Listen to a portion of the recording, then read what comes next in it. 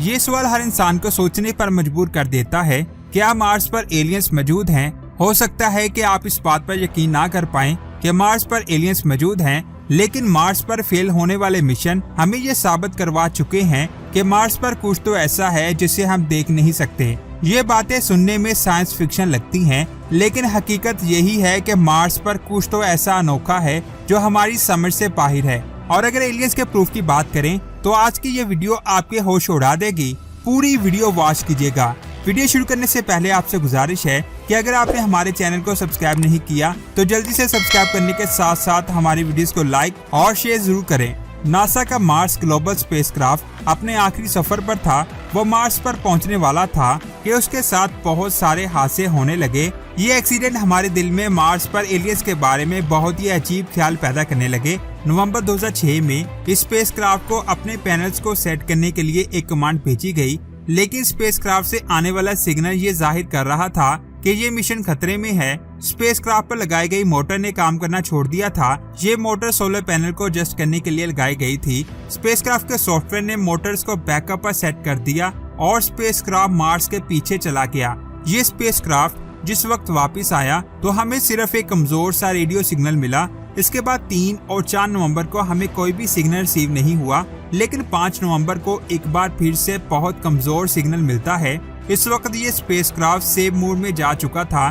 साइंसदान इसे मुसलसल इंस्ट्रक्शन दे रहे थे, लेकिन यह हमें कोई भी रिस्पॉन्स नहीं दे रहा था। एक पॉसिबिलिटी ये भी थी कि सोलर पैनल्स में प्रॉब्लम की वजह से स्पेसक्राफ्ट की सारी पावर लूज हो चुकी थी, जिसकी वजह से वो अपने एंटीना को जमीन की तरफ करके सिग्नल नहीं भेज रहा था, क्योंकि जमीन और स्पेसक्राफ्ट के दरमियान कम्युनिकेशन स्पेसक्राफ्ट पर लगे हुए एंटीना से ही किया जाता है। और सोलर पैनल्स में खराबी की वजह से स्पेसक्राफ्ट को सेव मोड में जाने के लिए प्रोग्राम किया गया था। इसके बाद स्पेसक्राफ्ट के सोलर पैनल्स को सूरज की तरफ करना था, लेकिन प्लान के मुताबिक सोलर पैनल सूरज की तरफ होने की बजाय स्पेसक्राफ्ट की बैटरी सूरज की तरफ हो गई, जिसकी वजह से वो ओवरहीटिंग होने लगी। लेकिन ओवरहीटिंग के सिग्नल को स्पेसक्राफ्ट ने समझा कि बैटरी चार्ज हो चुकी है, क्योंकि स्पेसक्राफ्ट को ऐसा लग रहा था कि बैटरी फुल हो चुकी है, जिसकी वजह से उसने बैटरी को चार्ज करना बंद कर दिया। लेकिन बैटरी की पावर इस्तेमाल होती रही और चार्ज ना होने की वजह से 10 से 12 घंटों में बैटरी डेड हो गई, जिसकी वजह से उसकी पोजीशन को मेंटेन करना भी मुश्किल होता गया।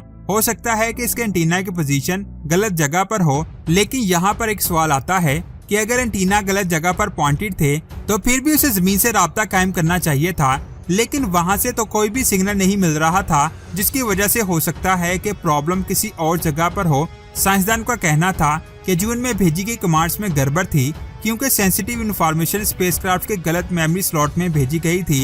इंफॉर्मेशन ये थी कि अगर कोई भी प्रॉब्लम होती है तो फिर भी हर हाल में स्पेसक्राफ्ट को अपने एंटीना को जमीन की तरफ करना है, ताकि कम्युनिकेशन कायम रहे और साइंसदानों को डेटा मिलता रहे। लेकिन गलती से यही सेम इंस्ट्रक्शन सोलर पैनल्स के लिए भी भेजी गई थी, जिसकी वजह से ये गड़बड़ पैदा हो गई। इसके बाद साइंसदानों ने ये सोचा कि हो सकता है कोई छोटा एस्टेरॉयड स्पेसक्राफ्ट से टकरा गया हो, जिसकी वजह से उसका एंटीना मिस अलाइंड हो गया। लेकिन यहाँ पर गौर करने वाली बात ये है कि हाई गेन एंटीना और सोलर पैनल्स का आपस में कोई लिंक नहीं है। अगर सोलर पैनल्स सूरज की तरफ अलाइन नहीं है तो इसके एंटीना को जमीन की तरफ अलाइन होना चाहिए था। यह भी हो सकता है कि स्पेसक्राफ्ट स्टार्स को ट्रैक नहीं कर पाया हो, क्योंकि स्पेस में स्टार्स को ट्रैक करने के लिए स्पेसक्राफ्ट अपने आप को अलाइन रखते हैं और यहाँ पर कुछ भी हो सकता था। लेकिन अगर स्पेसक्राफ्ट जमीन से अगले 7 दिनों तक कोई भी कमांड रिसीव नहीं करता तो उसे इस तरह से प्रोग्राम किया गया था कि वो जो भी काम कर रहा हो उसे छोड़कर अपने एंटीना का यूज करके जमीन की तरफ सिग्नल भेजे। 2 नवंबर 2006 को स्पेसक्राफ्ट ने काम करना बंद कर दिया था। अगले 7 दिनों बाद स्पेसक्राफ्ट से सिग्नल आने का इंतजार किया जा रहा था, लेकिन उस दिन कोई भी सिग्नल नहीं आया। अगर स्पेसक्राफ्ट जमीन की तरफ सिग्नल नहीं भेज पा रहा था तो जमीन से सिग्नल को कैप्चर तो कर सकता था।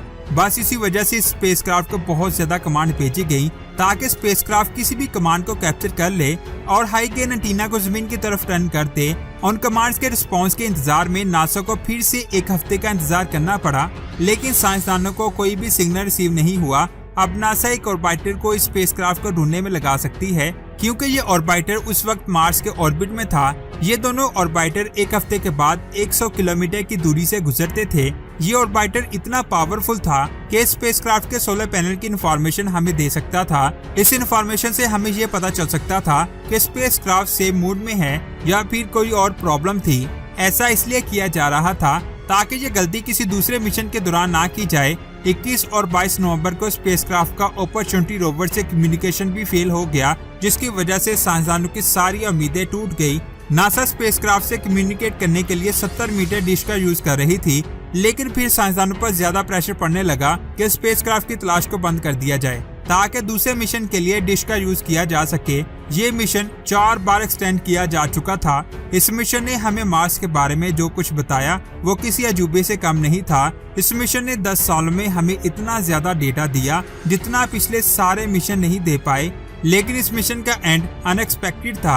आखिर स्पेसक्राफ्ट को मार्स के पीछे जाते ही क्या हो गया था? क्या सच में वो कोई इंसानी गलती थी या फिर कोई टेक्निकल फॉल्ट था? सच्चाई तो सिर्फ अल्लाह और वो स्पेसक्राफ्ट ही जानता है कि आखिर उसके साथ क्या हुआ था। इन सभी मिशंस के पीछे एलियंस का हाथ हो सकता है, लेकिन अभी तक सच्चाई कोई भी नहीं जानता। ये स्पेसक्राफ्ट अपने आखिरी दम तक लड़ता रहा और आखिरकार ये भी मार्स को ऑर्बिट करते हुए गुम हो गया। लेकिन स्पेसक्राफ्ट ने हमें बहुत सारा डेटा ऐसा दिया जिसके जरिए हम आने वाले वक्त में मार्स पर इंसानों की आबादियां बसा सकते हैं। आपको क्या लगता है? नीचे कमेंट्स करके जरूर बताएं।